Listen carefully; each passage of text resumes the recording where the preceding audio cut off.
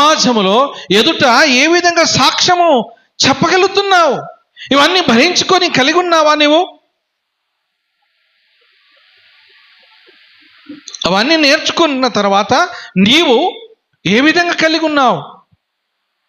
పౌలు అదే విధంగా ఆయన తెలియపరుస్తున్నాడు. మరి ఐదోది ఏంటిదంటున్నాడు తెలుసా? అదే పౌలు అంటున్నాడు 4వ అధ్యాయము 13వ వచనం ఏమంటున్నాడు తెలుసా?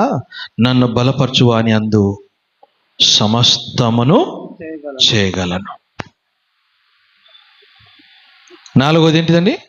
నన్ను బలపరచు అని అందు నేను సమస్తమును చేయగలను. నన్ను బలపరచు అని అందు. బలపరిచేది ఎవరు? ఆయనకు బలపరిచేది ఎవరమ్మా?